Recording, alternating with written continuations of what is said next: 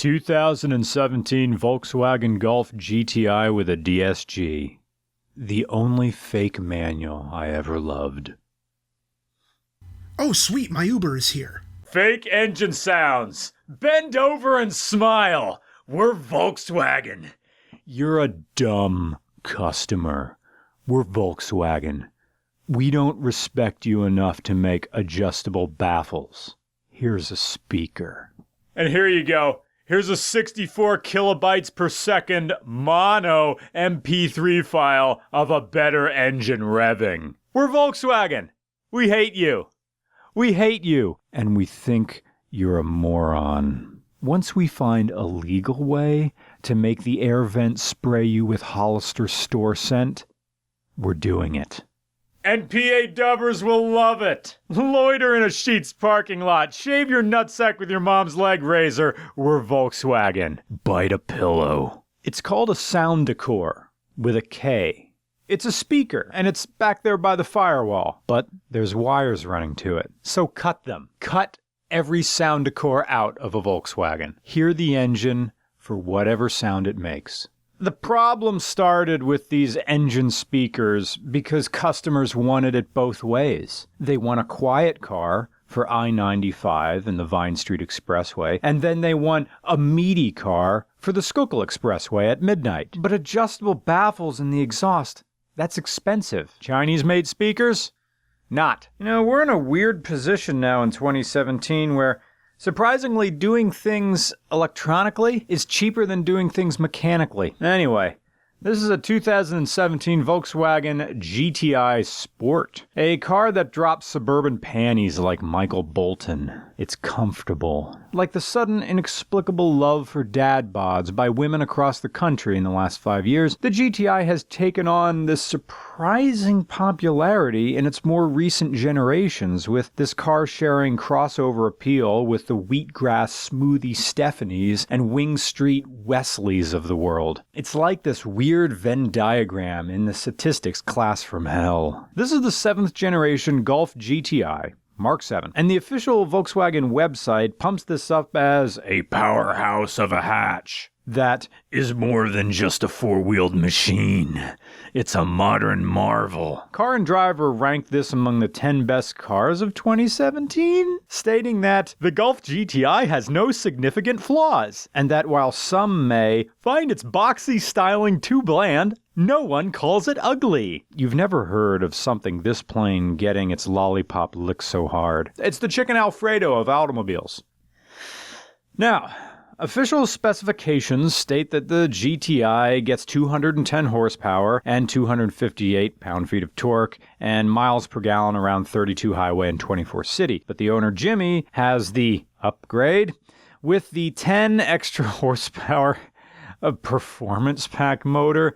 I'm guessing it's just I guess it's just a parameter in the ECU that starts maybe full fueling a little bit earlier. It also has a VAQ limited slip front differential lock and vented front disc brakes with the GTI logo on the front calipers for branding. So this is intended to look a little bit more agile and fleet-footed. The GTI has a 2.0-liter turbocharged inline-4 sport tune suspension and variable ratio steering system. This includes a Volkswagen driving mode selector that the internet tells me splits the experience into 3 categories: normal, sport, race, and recreational Benadryl abuse. Normal mode is, I don't care, it's 6:50 a.m. I'm driving to work with one hand on the wheel and the other hand under my butt because it's so cold in here I could see my own breath and the heater's not kicking in for at least 11 minutes. Or normal mode is for when it's 2 in the afternoon on a Saturday and Claire wants you to run to Whole Foods to pick up a box of champagne mangoes and Vital Farms organic eggs because having a girlfriend is just a series of quick stops you have to make on your day off. Sport or race mode is a mode that allows the steering, transmission, and engine performance to give the illusion of an Autobahn-ready race car without having to actually purchase Autobahn trim. It's not a white-knuckle thrill ride or anything anything, but it shows that despite appearances, Volkswagens are perfectly capable of living a little. Sport mode is an adjunct poli-sci professor loosening his tie to face the weekend because tenure is still a good decade away, so might as well put on some vaporwave and waft down Beaver Avenue like a church fart, rolling past the bottle shop and all the seniors with dollar store hair extensions and skirts that get caught in the vortex between the cheeks. As for the Benadryl individual mode, it's the Build-A-Bear workshop experience, allowing you to customize your driving by adjusting how it handles and performs, within the narrow parameters that Volkswagen so graciously gives you. In theory, it's for the person who knows exactly what he or she wants out of their driving experience, but in reality, this seems more like the mode you choose because you aren't entirely sure what the difference between any of the modes are, and really, you're just going down the Target anyway to buy socks, so what does it matter? When it comes to modifications, Jimmy didn't really do anything except for cosmetic adjustments like blacking out the Volkswagen emblem, a Euro plate in the front, which is so popular in Pennsylvania, and rain guards and tinted windows, but then this is a car that is about as customizable as you're likely to find. I mean, its style pretty much invites you to treat it as a canvas for whatever the word aesthetic means to you. Of course, there are issues that amount to smaller, obnoxious concerns, like the airbox being held in by Torex heads. Oh, thanks. Thanks, Volkswagen. Thanks for giving me Torex. Now I get to go back to the hardware store and buy a new set of wrenches. Torex, the official fastener of jamming an Allen key in there. There's also a plastic oil pan.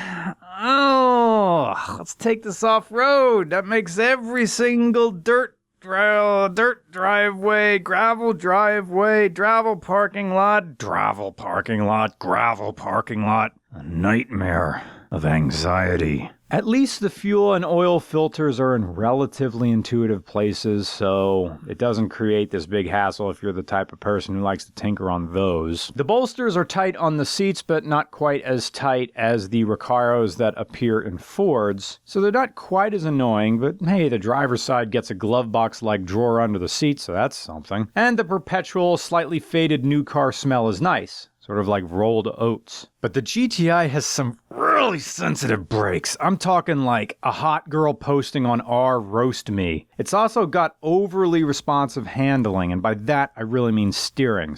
But then again, that's adjustable, of course, according to the drive modes, but that evens out with a comfortable ride and decent acceleration, although you'll probably expect something with a bit more pull from a trim that presents itself as a performance option. Torque comes on at a very, very, very low 1,500 RPM, which is way earlier than the 2,500 RPM of the comparable Focus ST.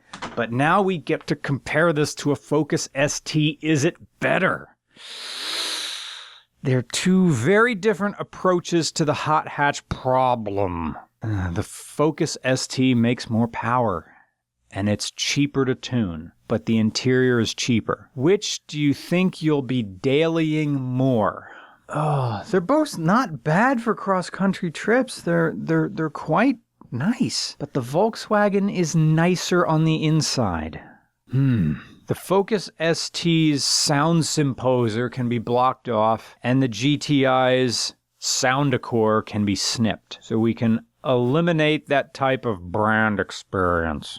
But which is better? I found the Focus ST more fun, a little wilder, crazier. This is a better commuter car. No doubt, they spent some more money on the interior of this thing. And as a daily, it beats the Focus ST. Now back to the transmission. Volkswagen's DSG is, apart from General Motors' 4L80E, the only Autobox I like. Revs jump into gear the moment you flick on the paddles, and this is the point. It goes down in gear just as fast in normal drive mode as it does in sport, and just as fast in whatever the polysyllabic race mode is. Anytime you want, flick, you're down a gear and it'll hold it there. You don't have to mess with the gear shift. That is so convenient for highway merging or back roads passing. I don't have time for stick wiggling down there. Only paddle flicking. No time for stick wiggling. Only paddle flicking. I need a gear now, and Volkswagen will deliver that gear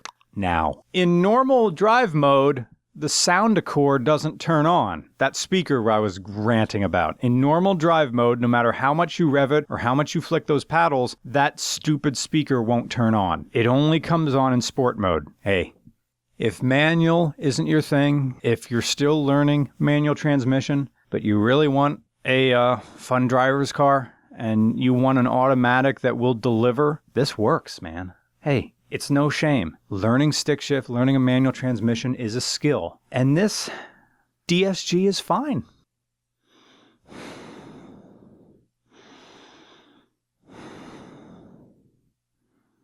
Plaid seats. Volkswagen, I had too much eggnog to drink. Give me a ride home and I'll pay you in studded cufflinks.